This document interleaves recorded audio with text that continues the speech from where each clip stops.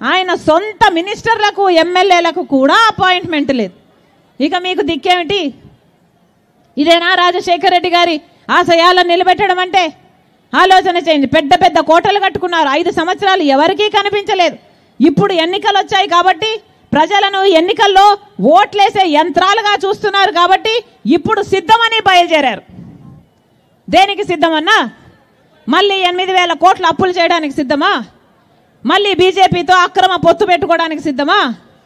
మళ్ళీ ప్రత్యేక హోదా, పోలవరము, రాజధాని బీజేపీ పార్టీకి తాకట్టు పెట్టడానికి సిద్ధమా? మళ్ళీ పూర్తి మద్యపాన నిషేధమని ప్రజలను మోసం చేయడానికి సిద్ధమా? 20 లక్షల ఇల్లులు కడతానని చెప్పి మళ్ళీ ప్రజలను మోసం చేయడానికి సిద్ధమా?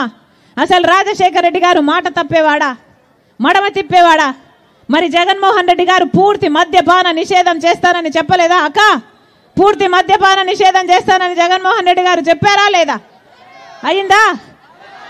ఏం చెప్పాడు ఆ రోజు? నేను పూర్తి మద్యపాన నిషేధం చేయకపోతే అసలు నేను వచ్చి ఓట్లే అడగను మిమ్మల్ని అన్నాడే జగన్మోహన్ రెడ్డి గారు. మరి ఈరోజు ఏ ముఖం పెట్టుకొని వచ్చి అడుగుతున్నారు ఓట్ల కోసం?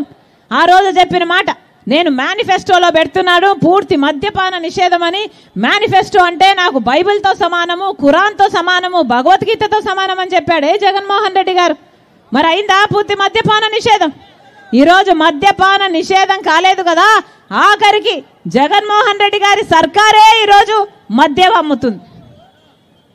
వాళ్ళు ఏది అమ్ముతే అదే కొనాలట, వాళ్ళు ఎంతకు అమ్ముతే అంతకే కొనాలట. పక్కన 60 రూపాయలు ఉంది పక్క రాష్ట్రాలలో, ఇక్కడ 200, 250 ఉందమ్మా, అదే నాసిరికం మందు అని మొత్తుకుంటున్నారు, ఖర్చు ఎక్కువ అవుతుంది. పక్కనేమో ఎన్ని గొప్ప బ్రాండ్లు ఉన్నాయి తల్లి, ఇక్కడేమో నాసిరికం మందు బూమ్ బూమట.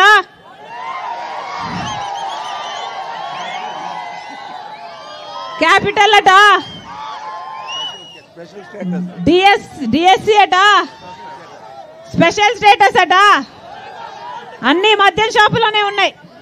వాగ్దానాలన్నీ ఎక్కడ నిలబెట్టుకున్నారయ్యా అంటే అదిగో మద్యం షాపులు అన్ని నిలబెట్టుకున్నాం అన్నట్టుగా ఉంది.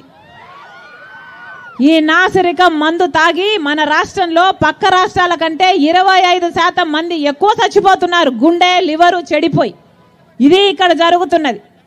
ఒక పక్కేమో వైన్ మాఫియా, ఇంకో పక్కేమో మైన్ మాఫియా, ఇంకో పక్క ల్యాండ్ మాఫియా, శాండ్ మాఫియా. ఇవన్నీ సరిపోవన్నట్టు ఇప్పుడు హంతకులను కూడా ప్రోత్సహిస్తూ సొంత చిన్నాననే హత్య చేయించిన వాళ్ళను కాపాడమే కాకుండా మళ్ళీ వాళ్ళకే ఎంపీ టికెట్ ఇచ్చాడు జగన్మోహన్ రెడ్డి గారు. ఏం కావాలి మనకు? హత్య రాజకీయాలు కావాలనా? ఈ గుండాలు, ఈ మాఫియాలు ఇదేనా కావాల్సింది? వీళ్ళ రాజశేఖర రెడ్డి గారి ఆశయాలను నిలబెట్టేది? మళ్ళీ చెప్తున్నాం, తెలుగుదేశం పార్టీకి ఓటేసినా, వైసీపీ పార్టీకి ఓటేసినా మీ ఓటు డ్రైనేజ్లో పోసినట్టే. ఆలోచన చేయండి. ఈరోజు కాంగ్రెస్ పార్టీలో రాజశేఖర రెడ్డి బిడ్డ చేరింది అంటే ఎందుకు చేరిందన్నా? వచ్చి రాజ్యాలు ఏలడానికి చేరలేదు.